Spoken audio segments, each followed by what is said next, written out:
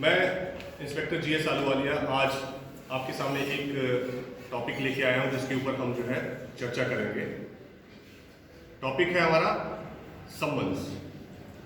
तो साथियों, इस चर्चा में हम बात करेंगे कि संबंध होता क्या है, संबंध किस तरीके से जो है इसकी तामीली की जा सकती है, कौन इसकी तामीली करता है और हमारे सीआरपीसी के तहत इसके क्या क्या प्रावधान हैं। तो सबसे पहले बात हम बात करते हैं कि इन प्रावधानों की सेक्शन 61 से लेकर के सेक्शन 69 तक इसके अंदर जो है प्रावधान दिए गए हैं। तो सबसे पहले बात करेंगे 61 की। 61 जो है ये कहता है कि संबंध होते क्या है। तो एक आम बोलचाल की भाषा में मैं अगर आपको समझाऊं तो न्यायालय द्वारा जब भी कभी किसी अपराधी को या किसी साक्षी को या किसी दस्तावेज को उपस्थित होने के लिए निर्देश दिया जाता है, यानी एक तरीके से उसे बुलावा दिया जाता है, उसे हम सम्मन कहते हैं। उन्हें जो है सम्मन के द्वारा बुलावा किया जाता है। तो सेक्शन 61 बताते हैं कि सम्मन का प्रारूप क्या होगा।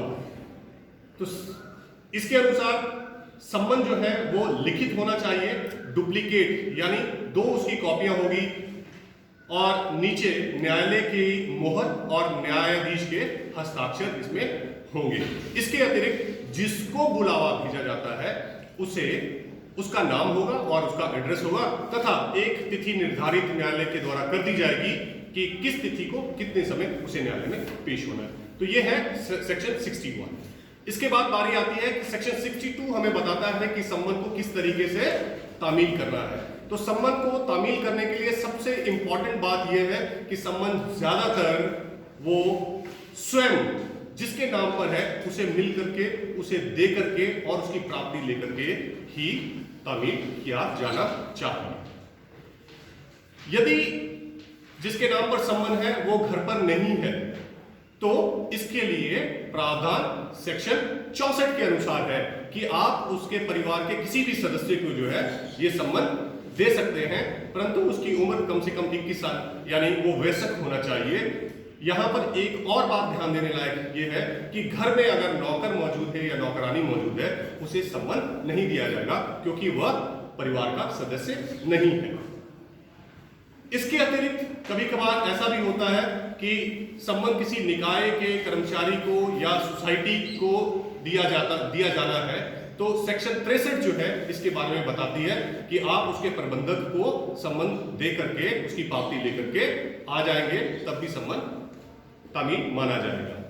अब बारी आती है कि सरकारी कर्मचारियों के बारे में क्या प्रावधान है। तो सरकारी कर्मचारियों को यह आवश्यक नहीं है कि उसे मिलकर के ही पर्सनली उसे दिया जाए। यहां पर प्रावधान सेक्शन 66 के तहत यह प्रावधान दे दिया गया है कि आप सरकारी कर्मचारी के मुखिया को या उसके विभागाध्यक्ष को सम्मन की एक प्रति देकर के पावती प्राप्त करके भी उसको तामील कर सकते हैं।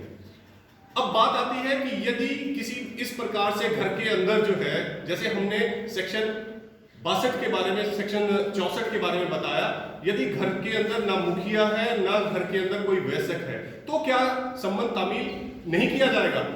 तो ऐसा नहीं है, सम्मन तामील किया जाएगा। तो वह इसके लिए प्रावधान दिया गया है सेक्शन 65 में। यदि घर बंद है, घर में कोई नहीं है तो घर के बाहर उसकी एक कॉपी को चिपका अगर दिया जाए या जिस मोहल्ले में वो घर है मोहल्ले के किसी ऐसे स्थान जहां पर लोगों का आना जाना है वहां पर चिपका दिया जाए तो सम्मन की तामीली समझी जाएगी। इसके अतिरिक्त सेक्शन 67 और 68 में यह प्रावधान है कि न्यायालय की क्षेत्राधिकार से बाहर किसी अन्य न्यायालय के क्षेत्राधिकार में सम्मन किस तरीके से सर्व कराया जाएगा।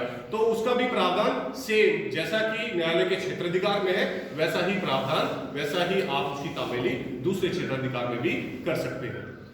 अंत में इसमें बात आ जाती है कि किसी प्रकार से सम्मन की तामीली इन दो प्रकार से तो चलो हो सकती है, इसके अलावा भी कोई और प्रावधान है तो न्यायालय के पास सेक्शन 69 के अंतर्गत शक्तियां हैं कि वो रजिस्टर्ड पोस्ट के माध्यम से भी सम्मन की तामीली करवा सकते हैं।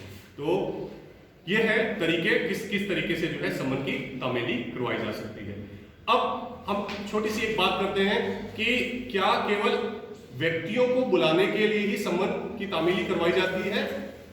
जी नहीं, किसी दस्तावेज को या किसी संपत्ति जो किसी व्यक्ति के अधीन है उस संपत्ति को न्यायालय अगर चाहता है तो सम्मन के माध्यम से भी उस व्यक्ति को उस संपत्ति को पेश करने का आदेश सम्मन के माध्यम से जारी कर सकता है, और यह प्रावधान सेक्शन 91 सीआरपीसी के तहत है। आज के लिए इतना, संबंध में बस इतना। अगली बार और एक विषय के साथ आएंगे, तब तक